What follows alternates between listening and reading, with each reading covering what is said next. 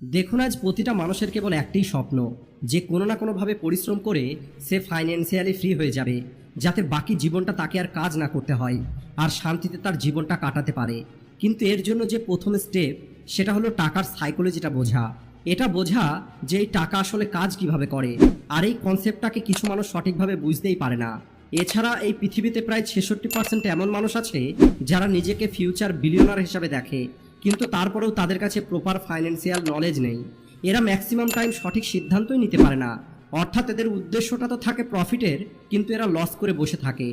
দেখুন, যেমন একটি মজবুত ও দীর্ঘস্থায়ী বিল্ডিং তৈরি করার জন্য সব থেকে বেশি গুরুত্বপূর্ণ হলো ওই বিল্ডিংয়ের ফাউন্ডেশনটা মজবুত হতে হবে। এর কারণ হলো, যদি ফাউন্ডেশনটা মজবুত না হয় তাহলে আপনি বাড়ি তো দূরের কথা, মহল তৈরি করলেও একটি সময় পর সেটা ভেঙে পড়বেই। একইভাবে ফাইন্যান্সিয়ালি সাকসেস অর্জন করার জন্য আপনার এই ফাইন্যান্সিয়াল ফাউন্ডেশনে স্ট্রং হওয়া অনেক বেশি ইম্পর্টেন্ট। কারণ এখানে যদি আপনার ফাউন্ডেশনটা মজবুত না হয় তাহলে একটি ছোট্ট ইমার্জেন্সি আপনার অনেক বড় লস করে দিতে পারে। আর এই কারণেই আজকের এই ভিডিওতে আমি আপনাদের ফাইন্যান্সিয়াল ফাউন্ডেশনকে মজবুত করতে শেখাবো। আর আমি আপনাদের এমন কিছু মানি বেসিক সম্পর্কে বলবো, যেটাকে বলা তো হয় বেসিক, কিন্তু ভবিষ্যতে এই ছোট বেসিকগুলোই আমাদের বড় সফলতার কারণ হয়ে দাঁড়ায়। তো চলুন শুরু করা যাক। Number 1, don't buy everything you want. যে কোনো কাজ শুরু করার পরে যখন আমাদের কাছে টাকা আসা শুরু হয়ে যায়, তখন ওই টাকা আর একটি জিনিসকে নিজের সঙ্গে করে নিয়ে আসে, আর সেটা হলো এক্সাইটমেন্ট। এক্সাইটমেন্ট হলো আপনার মন যা চাই সেটা কেনার ইচ্ছা। তখন এতে কিছু যায় আসে না ওই জিনিসটা আপনার জন্য প্রয়োজন কিনা।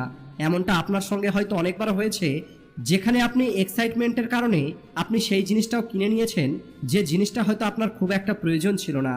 আর ওই জিনিসটা কেনার পিছনের কারণ ছিল তখন আপনার পকেটে টাকা ছিল।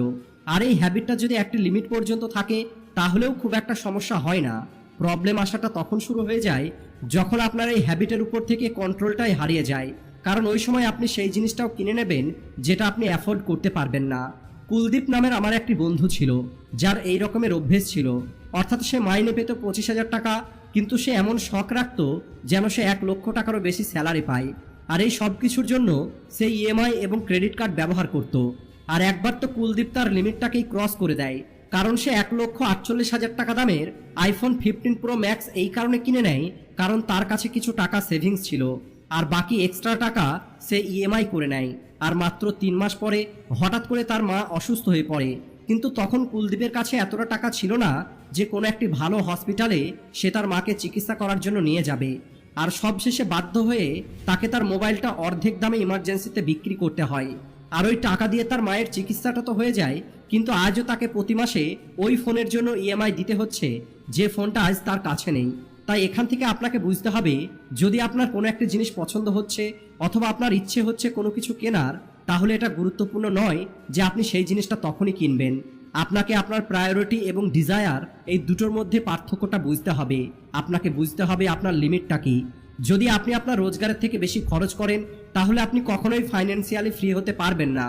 ফাইন্যান্সকে কন্ট্রোল করার জন্য একটি বেসিক নিয়ম আছে, আর সেটা হলো 50-30-20 রুল, যেখানে আপনি আপনার টোটাল ইনকামের 50% আপনি আপনার প্রয়োজনের উপরে খরচ করবেন, 30% আপনি আপনার ডিজায়ারের উপরে খরচ করবেন, আর বাকি 20% সেভিং এবং ইনভেস্টমেন্টের উপরে খরচ করবেন। আর যখন এই নিয়ম অনুযায়ী আপনার নিডস এবং ডিজায়ারের পার্থক্য করা শিখে যাবেন, তখন আপনি আপনার ফাইন্যান্সিয়াল ফাউন্ডেশন বিল্ড করার একটি স্টেপ আগে চলে যাবেন। Number 2, choose your surrounding wisely. টাকা সম্পর্কে আপনার চিন্তা কী রকমের হবে এটা এই কথার উপরে নির্ভর করে যে আপনার চারপাশে কী রকমের মানুষ বসবাস করে। আপনারা ওই কথাটা তো শুনেছেন, আপনি আমাকে আপনার কাছের 5টা বন্ধু সম্পর্কে বলুন, আমি আপনাকে আপনার ফিউচার বলে দেব। বলা হয় আমরা হলাম ওই 5টা লোকের অ্যাভারেজ যাদের সঙ্গে আমরা সব থেকে বেশি সময় কাটাই। আর তাই যদি আপনার বন্ধুরা এমন হয় যারা সবসময় এনজয় করতে এবং খরচ করতে পছন্দ করে, তাহলে অনেক বেশি সম্ভাবনা আছে তাদের এই অভ্যেসটা একদিন আপনার মধ্যেও চলে আসবে। অনেক মানুষ এই জিনিসটা শুরুতে বুঝতে পারে না, আর তারা এমন মানুষের সঙ্গে নিজের ফ্রেন্ড সার্কেল তৈরি করে নেয় যারা নিজে অনেক বেশি খরচ করে অথবা আপনাকে দিয়ে খরচ করায়। আর এই সব কিছু বন্ধুত্বের কারণে হয়তো আপনি বুঝতে পারেন না, কিন্তু এর কারণে আপনি আপনার অভ্যেস খারাপ তৈরি করে নেন। এই কারণে আপনার ফ্রেন্ড সার্কেলে ম্যাক্সিমাম মানুষ এমন থাকতে হবে যারা কেবলমাত্র টাকাকে নয়, বরং আপনাকে ভালোবাসবে।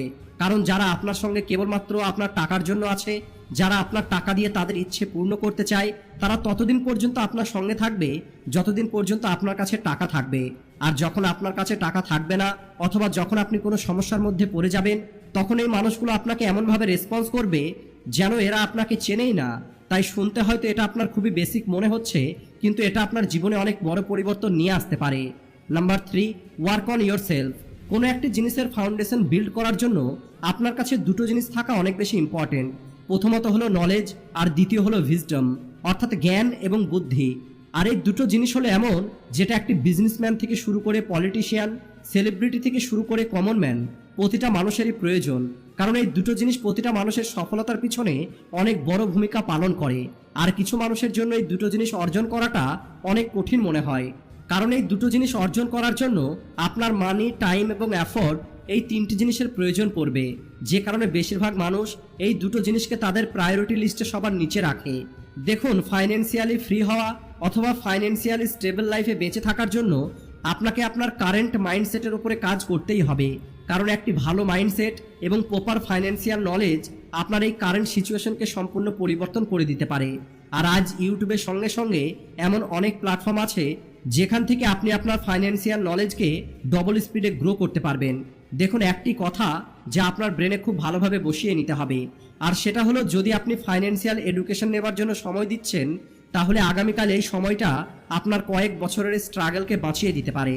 Number 4, don't always work for money, make your money work for you. পরিবর্তন হলো এই পৃথিবীর নিয়ম, আর এটা প্রতিটা মানুষকেই ফেস করতে হয়। যদি আজ আপনি এমন কোনো একটি বিজনেস করছেন, অথবা আপনি এমন কোনো জব করছেন যেখান থেকে আপনি আজ ভালো টাকা রোজগার করছেন, তাহলে এটা গুরুত্বপূর্ণ নয় যে আপনি এখান থেকে সবসময় ভালো রোজগার করতে পারবেন। ইনকেস যদি কোনো ইমার্জেন্সি চলে আসে, তাহলে আপনার এই রোজগারটা হঠাৎ করেই বন্ধ হয়ে যেতে পারে। আর অনেক মানুষের সঙ্গে আপনি এমনটা হতেও দেখেছেন।